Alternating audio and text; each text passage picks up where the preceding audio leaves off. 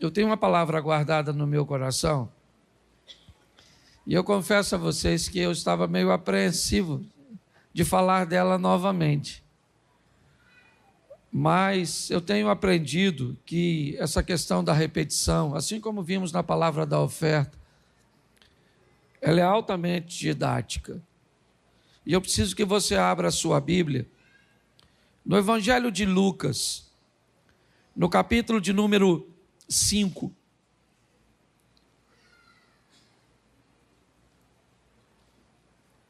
A partir do versículo 1.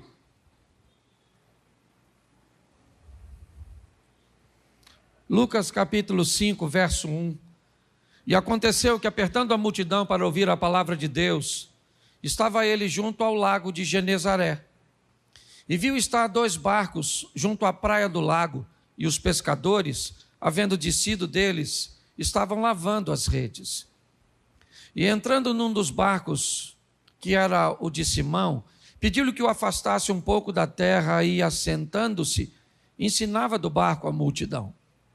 E quando acabou de falar, disse a Simão: faze-te ao mar alto e lançai as vossas redes para pescar. E respondendo Simão, disse-lhe: mestre, havendo trabalhado a noite toda, nada apanhamos, mas por que mandas, lançarei a rede.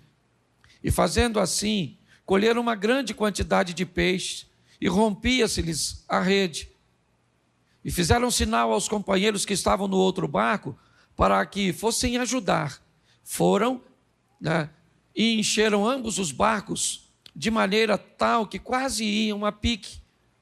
E vendo isso, Simão Pedro prostrou-se aos pés de Jesus, dizendo: Senhor, ausenta-te de mim, porque sou um homem pecador. Pois o espanto se apoderara dele e de todos os que com ele estavam, por causa da pesca que haviam feito. E de igual modo também Tiago e João, filhos de Zebedeu, que eram companheiros de Simão. E disse Jesus a Simão: não temas, de agora em diante serás pescador de homens. E levando os barcos para a terra, deixaram tudo e o seguiram. Feche os seus olhos. Senhor nosso Deus e Pai, em nome de Jesus, eis aqui a tua palavra, continua falando conosco. Usa-me como um canal de bênção nesta hora, pelo poder do nome de Jesus. Amém. Glória a Deus. Amém. Nós temos a narrativa de Lucas no capítulo 5, trazendo na ótica dele como fora o primeiro encontro de Jesus com Pedro. Como aconteceu o chamado de Pedro. Lucas narra que o chamado de Pedro vem depois de um momento extremamente desafiador, um ambiente de decepção, onde Pedro está cansado, onde Pedro está frustrado, porque ele não pescou nada. É muito importante nós entendermos que quer em Pedro, quer em Jesus, quer em Paulo, ou em qualquer outra pessoa, em mim ou em você, sempre vamos estar expostos aos grandes desafios da vida.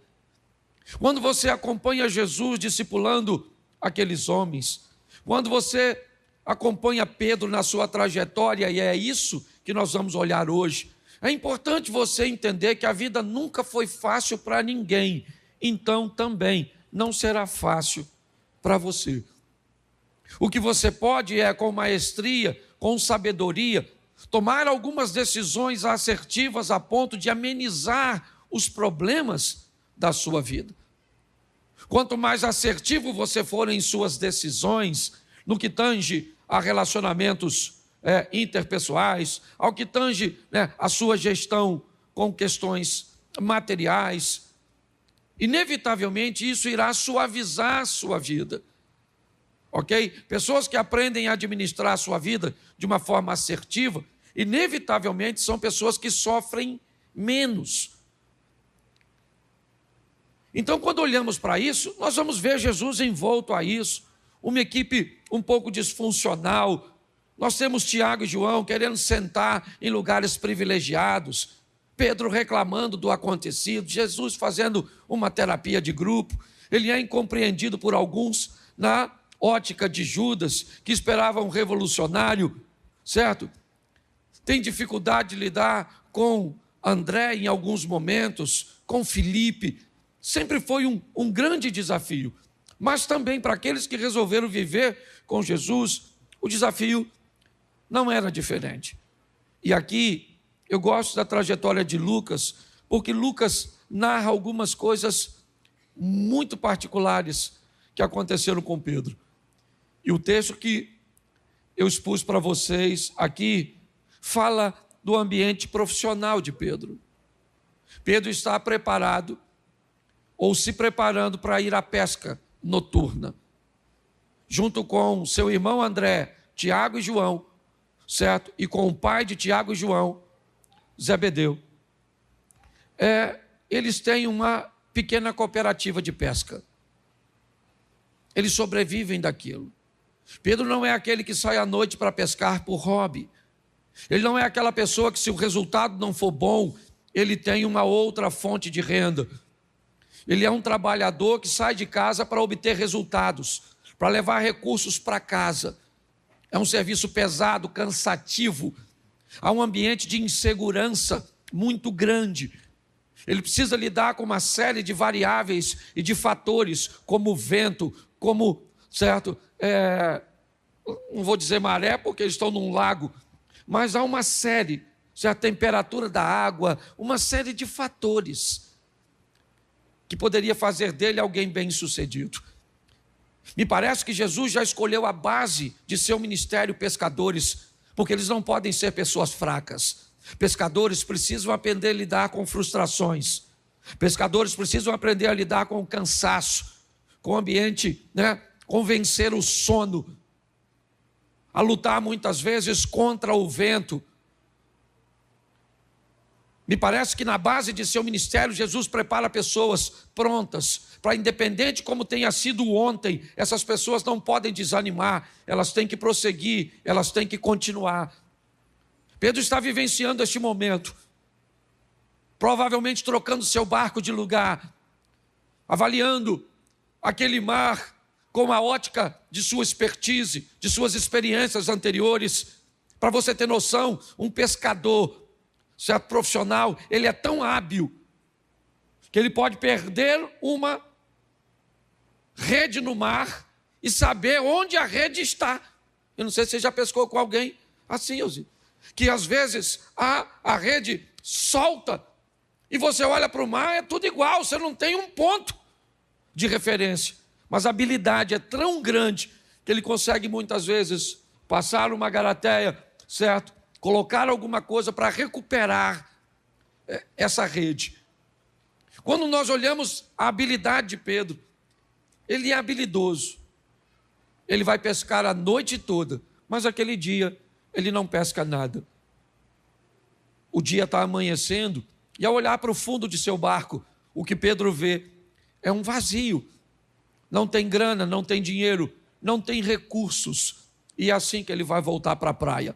Tudo bem, um pescador sabe que um dia é do pescador e o outro dia é do peixe. Ele sabe que não dá para ganhar todas, não dá para vencer todas. Ele precisa estar pronto para entender que algumas adversidades e batalhas nós vamos perder, mas nós não vamos perder a guerra. Essa é a grande verdade. Mas batalhas nós precisamos estar preparados para lidar com frustrações, com perdas, com danos, com traições, com perseguições, com adversidades. Essa caminhada cristã não é feita para gente mole, pelo menos no que tange a vida. No que tange a salvação, o que nós precisamos é crer em Cristo, mas é muito mais do que ser salvo.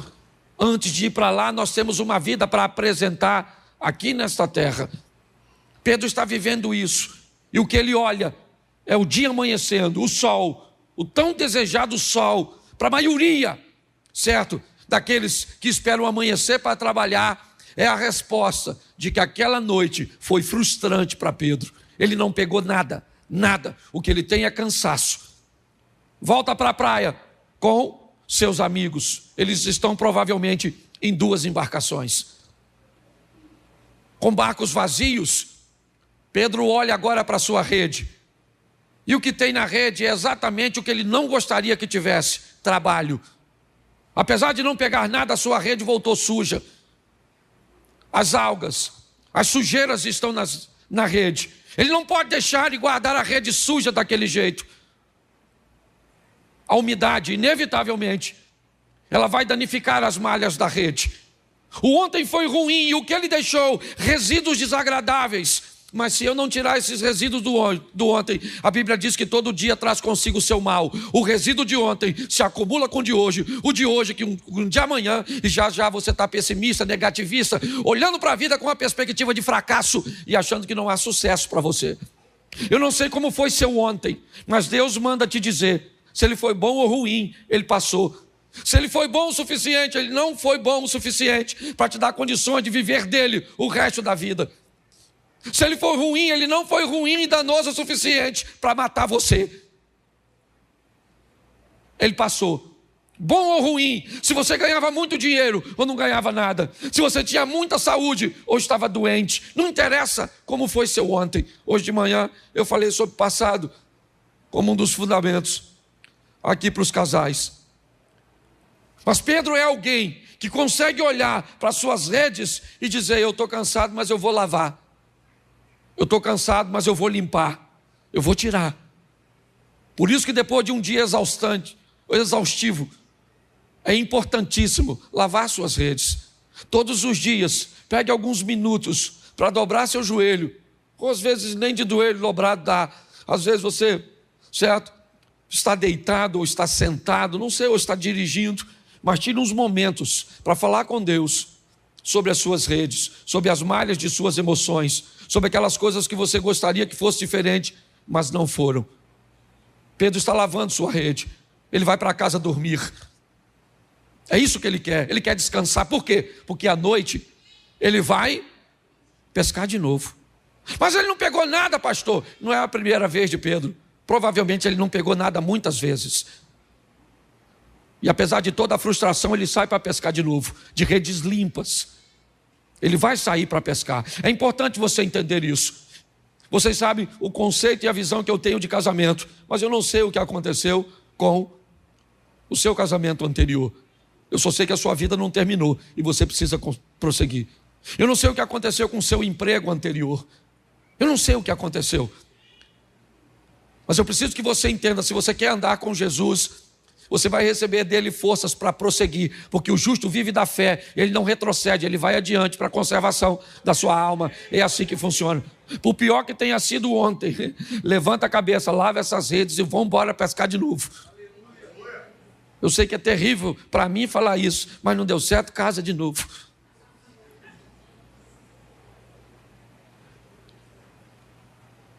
Tente de novo, faça de novo. Faça novamente, não entregue os pontos. Ao lado dele você pode, certo, viver coisas incríveis. É lógico que eu falei caso de novo, mas tenho uma série de restrições no que diz respeito a isso. Mas vamos voltar aqui. Nesse ambiente, Pedro lava suas redes.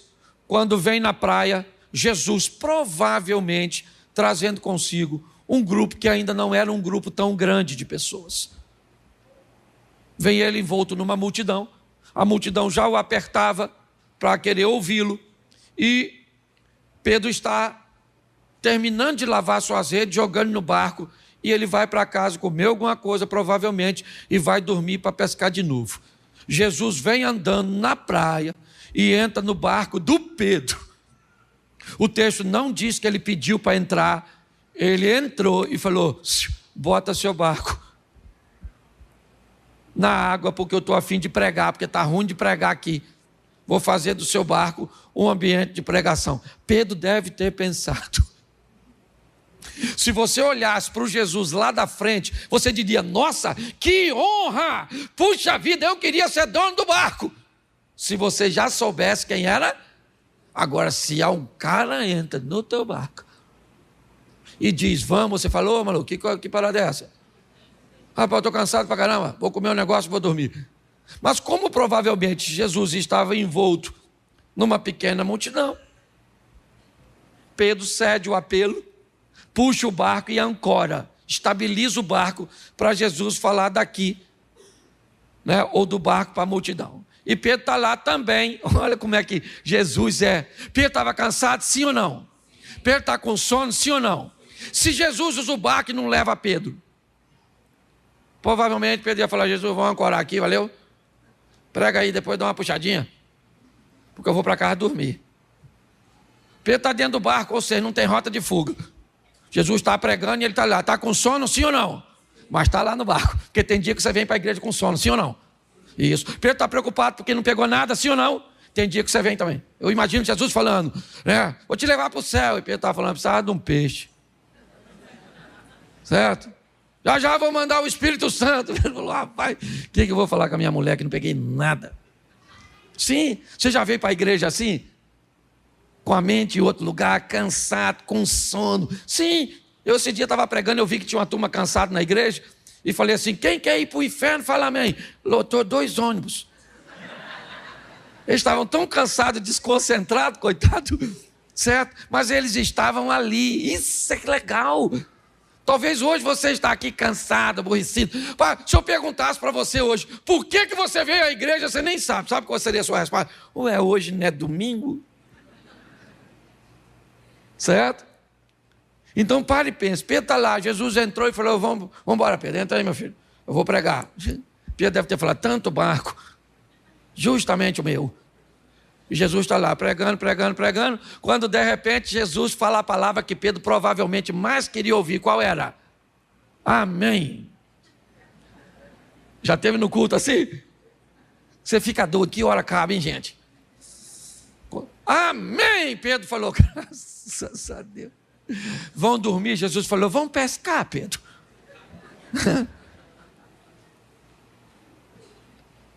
Pedro falou: pescar. Nossa, fiz isso a noite toda. Peguei nada.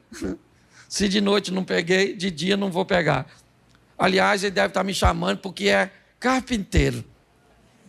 O pescador aqui sou eu. Aí Pedro falou: ó, falar a verdade para o senhor, deixa eu abrir meu coração que nós estamos nos conhecendo agora. Pesquei a noite toda, ô mestre. Tá? Não peguei nada. Dá uma olhada aí para ver se tem algum peixinho. E pior que não pegar nada, gente, é ver o outro barco chegar cheio de peixe. Eu não sei se tinha. Mas pior que não ter resultado é ver os outros tendo. Eu falo isso sempre, não sei você, eu falo de mim. Não sei como é que vocês lidam com isso, mas me dá uma frustração, eu não falo. Você tem inveja? Não, né? Pois é. Eu queria não ter, mas eu tenho. Você compara o seu número com o dos outros? Não compara.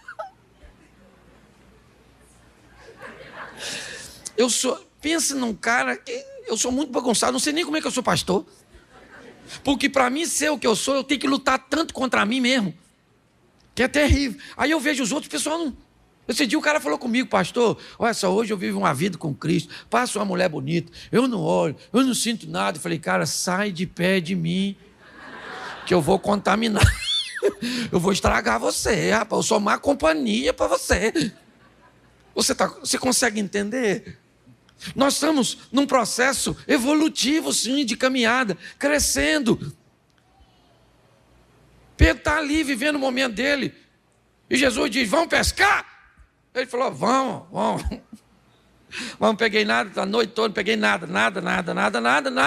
Mas, eu não sei se foi ironicamente, porque o pescador era Pedro e não Jesus. Pedro diz assim: vamos pescar, então vamos. Onde eu jogo a rede? Onde? Só vou lançar a minha rede onde o senhor... E Jesus, para dificultar, falou: então leva o barco para o fundo. Não podia trazer os peixes para o raso?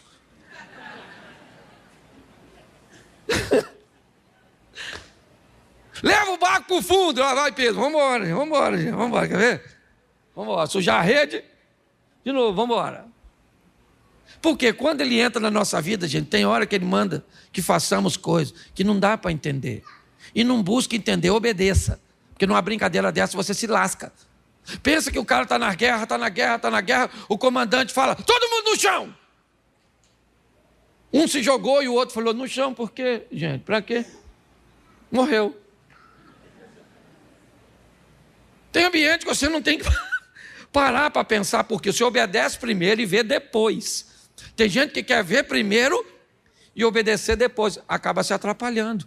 Pedro foi lá, jogou a rede, e o que veio? Veio o que ele esperava, a noite está cheia de peixe. Pensa, ele gritou para os outros amigos, pegaram o outro barco, foram lá os 2 barcos, ajuntaram tudo, está um olhando para o outro, os 4 provavelmente, olhando, que é isso, cara, ele pesca para caramba, nunca peguei peixe nesse horário, poxa, podia vir pescar com a gente sempre. Então, boa companhia de pesca. Chegou no barco, puxaram para a praia. Pedro falou, aí Jesus, valeu, hein?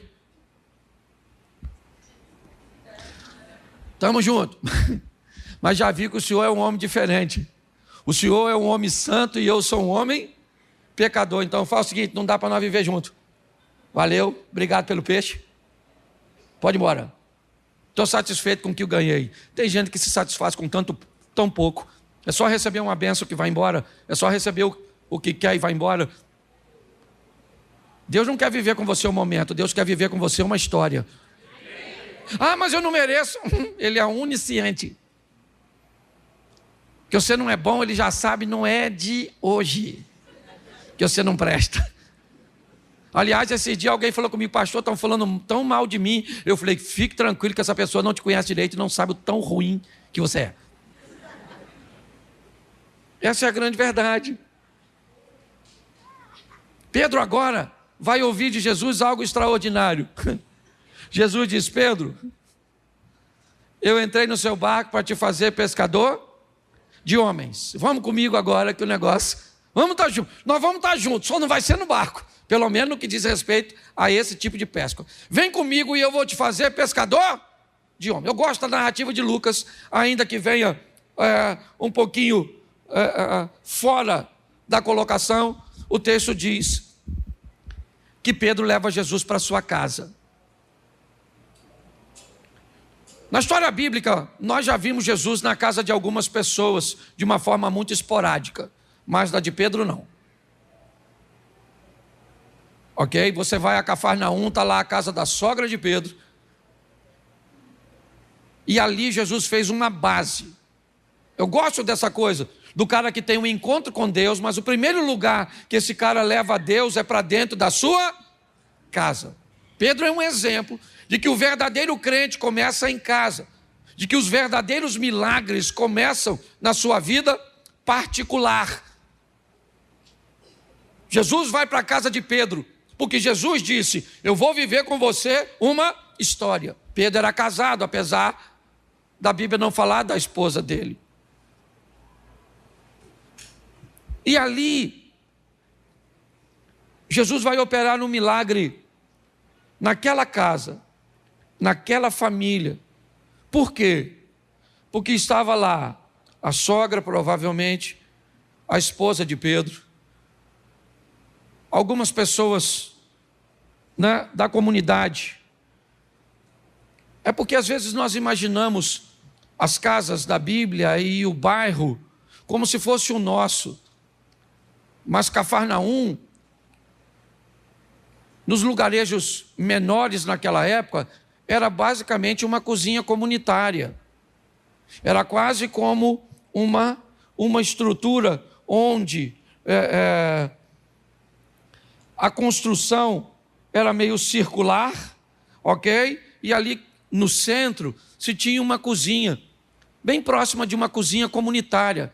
Era mais seguro para se controlar as crianças, para compartilhar. As casas, na verdade, elas tinham a função, pelo menos da classe mais baixa, apenas para abrigar as pessoas à noite para descansar. É muito quente, não dava para ficar. Então, quando nós olhamos para aquilo que está acontecendo naquela casa, é a extensão do que Jesus estava fazendo na vida de Pedro. Quando Jesus vai para a casa dele, chega lá e encontra uma pessoa doente. Quando Jesus cura aquela pessoa, o que Jesus está dizendo para Pedro é o seguinte: minha história não é apenas com você, eu quero mostrar a você que se eu for contigo, eu posso guardar e intervir na sua casa. Eu posso fazer por sua família o que você não pode fazer, Pedro. Eu posso fazer isso. É importante nós entendermos como Pedro vai viver essas coisas. Ele viveu coisas com Jesus que ninguém viveu. Ninguém viveu o que Pedro viveu. Ele viu, ele presenciou coisas. Ele ouviu coisas de Jesus que ninguém ouviu. Para trás de mim, Satanás. Rapaz, se eu falar isso com um discípulo aqui, provavelmente o cara nem volta. O senhor me chamou de Satanás? Satanás é o senhor, sua mãe. Jesus falou para ô Pedro, amanhã você vai me negar 3 vezes. Ele falou, vou nada. Ele falou, vamos ver, antes que o galo cante, você me nega 3 vezes. Pare e pense na história que este cara viveu. Ele viu a transfiguração. Ele presenciou, experimentou coisas extraordinárias. Sabe por quê? Porque ele aceitou o convite. Não foi fácil para Pedro. Não foi. Tanto não foi fácil que Pedro volta a pescar, achando que não tinha mais possibilidade dele seguir. Mas ele andou sobre as águas. Ele teve o privilégio de ver Moisés e Elias na transfiguração. Ele viu milagres acontecer na sua casa, no seu barco, na sua vida, por causa do seu nível de entrega. O grande desafio desse ambiente que nós estamos vendo são pessoas que não estão preparadas para as adversidades, para os problemas, para as crises, para as palavras que não são agradáveis, pelas versões que falam a nosso respeito. Às vezes não serem tão confortáveis. Quando pessoas falarem de você, 2 coisas podem acontecer. Elas podem estar falando verdades. E quando alguém falar de você verdades que precisam reposicionar você, não se preocupe, reposicione-se. Mas o que elas podem falar de você é mentira. Então, a única forma de falar de seus erros será mentir a seu respeito. Nós precisamos entender e vivenciar isso. A vida cristã não é para amadores, como a turma tem brincado. Não é para gente mole, não. Lá vai o Pedro, é verdade. É muito legal estar vivendo aquilo tudo? Sim. Mas vai ver onde eles andavam, onde eles sentavam para comer. Vai ver onde eles dormiam. Vai ver se eles eram bem recebidos em todos os lares. Vai ver quando Jesus entrava num ambiente que Pedro ficava de fora, o que é que as pessoas vinham conversar com ele? Mestre, tem demônio, isso é comilão, isso anda com pecador, isso não é gente boa, isso é um charlatão. Isso, você acha que é só você que hoje ouve falar da igreja, ou mal da igreja, ou mal de Jesus? Não. Pessoas que vão andar com ele sempre tiveram que sobreviver a tudo isso. Nós precisamos entender isso. Pedro está lá, é verdade, aproveitando oportunidades de andar sobre as águas. E eu gosto disso, Mateus 14, a partir do 22. Jesus disse aos discípulos, vão para o outro lado, que eu vou mais tarde, eu vou despedir a multidão primeiro. Eles vão. Escurece, Jesus não aparece, o vento é contrário, há uma dificuldade. Preste atenção, Marcos capítulo 4, a partir do verso 35, Jesus repreende o vento e o mar, o que indica que ele tem autoridade sobre vento e mar. Mateus 14, 22, ele manda os discípulos atravessarem o mar e o vento era contrário. Aquele que manda eles irem, não avisa o vento, que é para cooperar, porque Jesus não está querendo cooperação para aqueles discípulos. Jesus está dificultando para eles, porque está forjando eles, porque está preparando eles. Você sabe por que seu casamento enfrenta a crise? Não é para você se divorciar, é para você se tornar um homem melhor, uma mulher melhor. Sabe por que você precisa enfrentar adversidades financeiras e muitas vezes passar um período com poucos recursos? Que é para você aprender que a mão do Senhor é a seu favor. E você precisa aprender a gerenciar as coisas. Mas não, todas as vezes que a oposição vem, nós achamos que ela vai nos destruir. Jesus está forjando os seus discípulos, está lá, todos eles, 3 horas da manhã, tudo escuro, envoltos, molhados, preocupados. Quando de repente aparece andando sobre as águas, ele. As pessoas gritam: é um fantasma, tem alguém andando sobre as águas, isso é um absurdo. E Jesus disse: calma, gente, sou eu. Calma, sou eu. Estava lá Pedro, Tiago, João, André, Filipe, certo? Bartolomeu. Estava lá Judas Iscariotes. Estavam lá todos os discípulos. Todos estão vendo um vulto andando sobre as águas, e esse vulto que está sobre as águas, ele está dizendo uma coisa: eu sou Jesus. Ele dizia o quê? Repita para mim. O que é que o vulto dizia? Eu sou Jesus. Está lá para todo mundo. O culto hoje está para todo mundo. Jesus está aqui para todo mundo. O Espírito Santo está para todo mundo. A palavra está para todo mundo. O louvor está para todo mundo. A apresentação do bebê foi para todo mundo. Mas que oportunidade é essa que todos podem receber? Naquele ambiente onde todos estão vendo a mesma coisa, Pedro disse: Senhor, se é o Senhor, eu quero andar em cima da água. Eu quero andar sobre as águas. Eu quero andar sobre as águas. Eu. Jesus disse: se você quer andar sobre as águas, então saia do barco e ande sobre as águas. Não vai dar para você andar sobre as águas dentro do barco. Pedro vai lá fora para viver o que ninguém está vivendo. Pedro vai lá fora para provar o que ninguém está provando. Pedro vai lá fora para ter a experiência que ninguém está tendo. Sabe qual é o grande problema, irmãos? É que nós queremos experiências de pessoas que fazem coisas que nós não fazemos.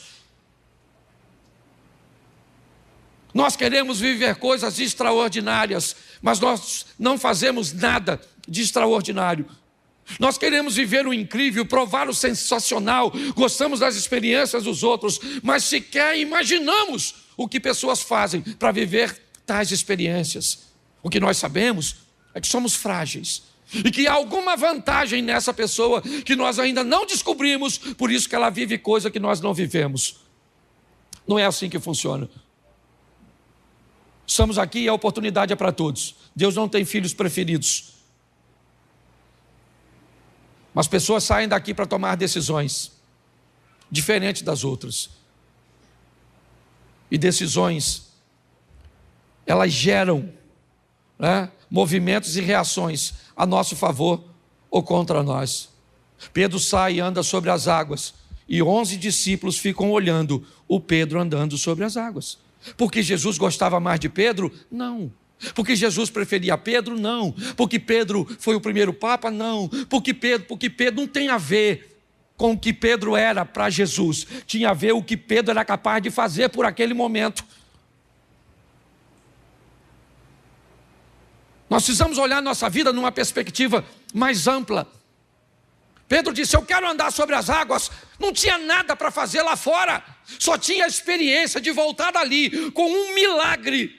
Poder dizer para todos: eu estava de noite num ambiente, eu já tinha vivido com ele uma pesca extraordinária, eu já tinha vivido com ele um milagre na minha casa.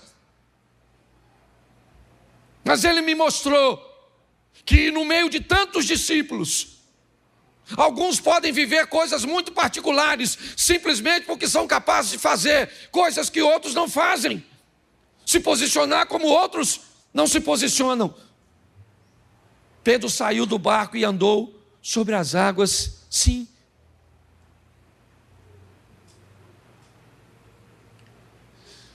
Mas um dia Jesus disse para ele: Pedro, o diabo, olha que coisa interessante, ele me pediu para agir sobre a sua vida. Que história! Pô, gente, aí é meio louco, não é? Então quer dizer que o diabo precisa da autorização de Deus para mexer na nossa vida? Bom, isso também dá para ir no Velho Testamento e dar uma olhadinha em Jó. Tendo visto o meu servo Jó, íntegro, fiel, que me teme, que se desvia do mal, o que o diabo disse para Deus? Mas também, tudo que ele tem o Senhor protege. Antes da Bíblia dizer que Deus protegia tudo o que era de Jó, a Bíblia diz que Jó vivia uma vida íntegra. Aí eu pergunto a você, quem é que protegia a vida, a casa e os bens de Jó? Deus ou Jó? Jó. Era ele. Para o diabo agir na sua vida, você tem que autorizar. Você autoriza. É você que fecha a porta. Você viu a palavra de oferta? É você que fecha a porta ou abre a porta. É você que fecha a porta ou abre a porta da sua casa. É você que fecha ou abre a porta de suas emoções. É você que faz isso. A grande questão, gente, é que nós estamos aguardando um Deus que nos transforma. E a Bíblia não diz isso. Não diz. A Bíblia não diz que Deus vai te transformar. A Bíblia diz: transformai-vos. Jacó vira Israel? Sim. Quem transformou Jacó em Israel? Jacó. Quando ele diz: eu não quero mais isso para a minha vida. Eu não quero, chega, eu não vou te deixar antes de você me abençoar. Que benção o cara quer? O cara é rico, cheio de filhos, o cara é próspero, esse é Jacó. Mas ele diz: mas eu quero ser mais do que isso. E o anjo diz: como é que é seu nome? Ele diz: o meu nome é Jacó. Ele diz: então a partir de hoje, seu nome não é mais Jacó, seu nome é Israel. Quem transformou Jacó em Israel? Foi o próprio Jacó, quando ele decidiu que a vida de Jacó não cabia mais nele. Quando é que nós vamos olhar para a nossa vida, para o nosso casamento, para o nosso estilo, e vamos descobrir que ele não tem a ver com o nosso futuro, ele tem a ver até com o nosso passado. Mas chegou a hora de mudarmos de fase, de mudarmos de vida. Pedro vai viver isso, é isso que ele experimenta.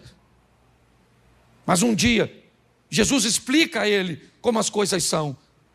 Eu vou ter que morrer. E Jesus disse: então, quem vocês dizem que eu sou? Quem? Uns disseram: o senhor é Elias, João Batista. E Jesus disse: Pedro, eu quero a sua opinião a meu respeito.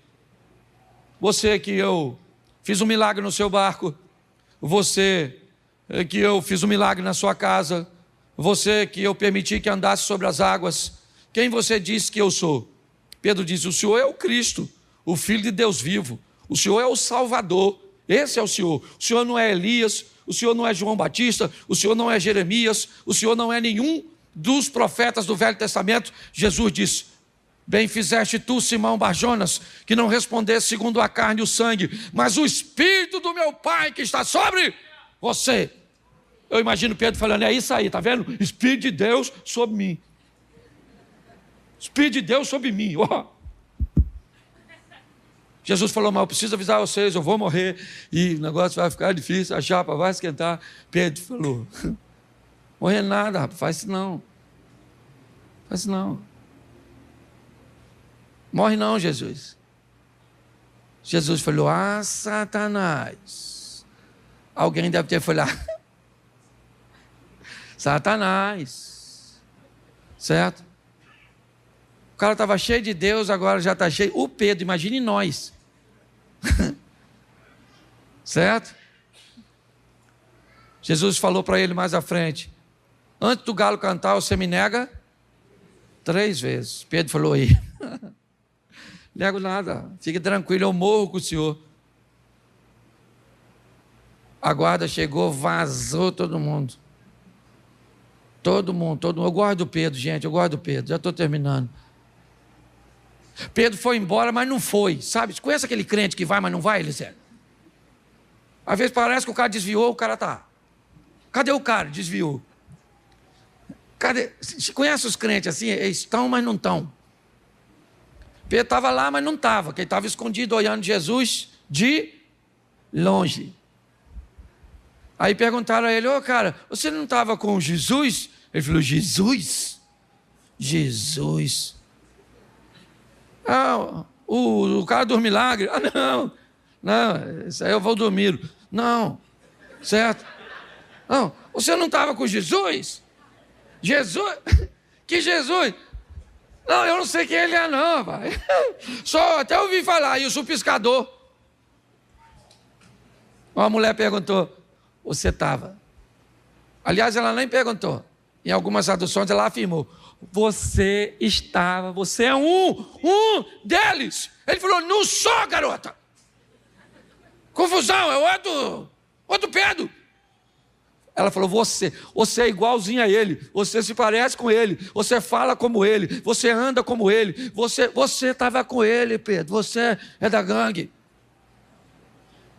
Pedro começou a falar, sei lá, com os palavrão, também não sei, não sou obrigado a saber tudo. Falou umas coisas lá esquisitas. Mas sabe o que eu aprendo nessa história? Que tem gente que luta para falar que é com ele e os outros falam que não é. Tem gente na igreja que fala assim: sou crente, e o outro fala: hã? Eu ando com Jesus. Você está confundindo. Você anda com o outro, o concorrente, o do tridente. Certo? Tem gente que não precisa nem falar. Se você tentar falar que não é crente, você vai para a universidade, para a faculdade, você fala: você é crente? Fala: nada, não sou nada. Você tem cara de crente, ó. Tem cheiro de crente. Você é crente? Ó. Não sou, rapaz, não sou. Sou pecador, mas pecador também sou, mas você é crente. Aí quem é que cantou? O tal do galo. Engraçado. A gente faz cada pergunta idiota, né? Estava eu na última caravana em Israel, um imbecil, tá gravando? Imbecil. É um imbecil que disse, supostamente, que o galo era uma desgramada de uma trombeta que se tocava. Alguém já escutou falar isso? Palhaçada, tá assim de galo lá. E não é de hoje que os galos. É um imbecil que falou isso, aí eu fui falar, passei uma vergonha, porque escutei uma praga de uma besta e acreditei num fake news. No meio da caravana, 50 pessoas, eu falei: vem cá, gente, esse negócio de galo era uma trombeta assim. Pensa. O que eu queria sumir, queria virar petróleo. Você está rindo, mas é sério. Então Jesus falou: antes do galo cantar, você me nega? Quando ele negou a terceira vez, o galo, ó, pensa, Cláudio.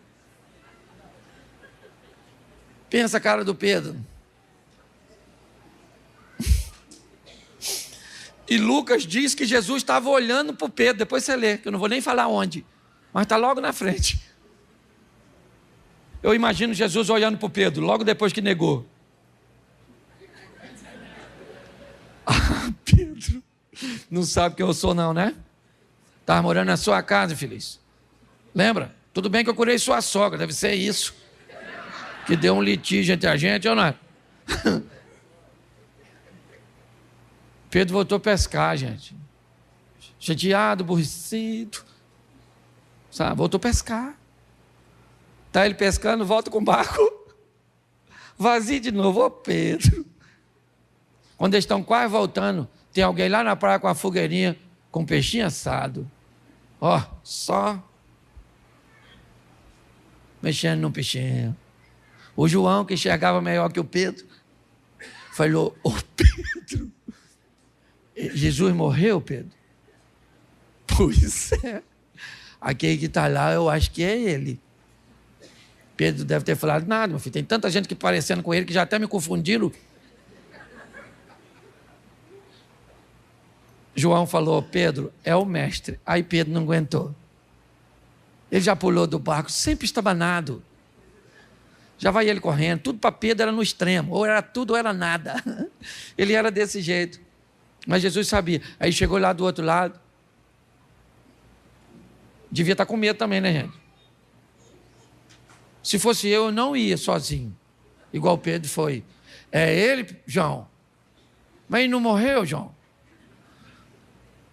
Não, vamos esperar para ir todo mundo junto, que é mais seguro, não é? Vai que é The Walking Dead, um negócio assim, né? Chegou lá, Jesus olhou para o Pedro e disse: Pedro, você me ama? Pedro deve ter lembrado, deve ter pensado: amar eu amo, mas tem hora que é difícil. Jesus falou: então apacenta as minhas ovelhas, Pedro. Jesus pergunta de novo: Pedro, você me ama? Se usou 3 verbos diferentes, eu não vou entrar em questões disso, porque para mim não precisa. Pelo que eu estou entendendo, uma coisa era muito forte no interior de Pedro: as 3 vezes que ele negou. Então Jesus tinha que trazer o 3 novamente para tratar. E 3 vezes ele pergunta: você me ama, Pedro? E Pedro diz: o senhor sabe, mas não é fácil. E Jesus devia estar dizendo para ele que é fácil, eu não sei. Ou o que é fácil, certo? Eu sei que não é fácil, mas eu sei que vai valer a pena, Pedro. Apacenta as minhas ovelhas. Evangelho nunca foi para pessoa fraca. Não. Morar no céu é a coisa mais fácil que tem. Para morar no céu eu preciso só do visto, do passaporte para entrar. E Ele é Cristo. Mas para viver na terra enquanto não vamos para o céu, aí temos que aprender a ser gente, amigos, vamos precisar ser irmãos, filhos, pais, sogras, cunhados, vamos precisar ser colaboradores, patrões, chefes, vamos precisar vencer a nós mesmos para virarmos gente. Hoje tem muita pessoa sem gente dentro, faltando gente dentro das pessoas. Vamos sair daqui para entendermos que o Evangelho precisa ser pregado, e muito mais do que pregado com palavras, vivido. E como Pedro, como um pescador que venceu suas decepções, que ultrapassou as barreiras, que caiu, que levantou, que ouviu coisas boas, que ouviu coisas ruins, que em momento compreendeu o que ninguém compreendia, que no momento da prisão tentou matar o soldado. Essa foi a vida dele. Só que, como eu digo sempre aqui, o Pedro já passou. O Paulo já passou a história do Davi, do Salomão, do Abraão, do Jó. Agora é o Cláudio, o Osias, o Eliezer, a Adriana, a Poliana. Agora é o Washington. Agora é o Pedro, é o Paulo. Agora é a nossa vez. E o Evangelho precisa continuar sendo pregado, mas ele continua sendo para gente forte. Mesmo assentado, eu quero que você curve a sua cabeça. Feche seus olhos. Eu quero orar com você. Pai, em nome de Jesus, às vezes queremos viver e sentir coisas extraordinárias. Queremos um relacionamento inicial com profundidade. Entramos, ó Deus, e sem entendimento, sem comunhão, sem nenhum desenvolvimento relacional, queremos sentir, ver, ouvir, ter prognósticos do futuro. Às vezes assim somos, ó Deus, e não entendemos que o relacionamento precede os sinais, que precisamos, independente do ontem, da frustração, dos questionamentos, dos pecados, independente do que as pessoas pensam e acham e falam a nosso respeito. E diga-se de passagem, ó Deus, às vezes elas têm razão do que falam a nosso respeito. Talvez não tem moral para nos julgar, para nos condenar, mas não falam mentiras a nosso respeito, quando dizem quem somos e o que fazemos. Mas o Senhor sempre soube disso, e mesmo assim sempre nos amou, nos entendeu e nos deu oportunidades. Abrimos hoje, ó Deus, o nosso barco, e falamos para o Senhor: pode entrar, porque nós vamos com o Senhor para uma nova vida. Ajuda-nos, ó Deus, pois carregamos o Teu nome, carregamos a Tua imagem. É a responsabilidade de sermos vistos como alguém que Te representa. Move o coração das pessoas que querem andar contigo, mas se portarem de forma indecente, postando coisas que sujam o nome delas, de suas famílias, de sua igreja, e pior, Senhor, sujam o Teu nome, mantendo relacionamentos que Te envergonham, ó Deus, porque querem viver uma vida dupla. Por isso que a Tua palavra diz que os pés de uma pessoa não têm condições de estarem em 2 barcos ao mesmo tempo. Leva-nos aos nossos lares, ó Deus, para mais uma semana que começa hoje, de luta, é verdade, de requerimento de postura, de posicionamentos, de desafios, mas de glória, da manifestação do Teu poder. Abençoa a nossa casa, abençoa a nossa família, o nosso casamento, abençoa os nossos filhos, pois não criamos filhos para Te envergonhar, ó Deus, para envergonhar o Teu reino e para perdê-los para o mal. Que o nosso casamento seja uma referência no que diz respeito à resiliência, não à perfeição, ó Deus.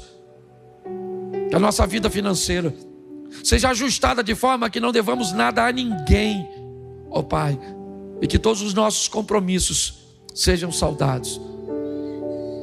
Te entregamos, ó Deus, a nossa vida profissional, a nossa saúde, ó Deus, mas mais do que tudo, a nossa caminhada de fé.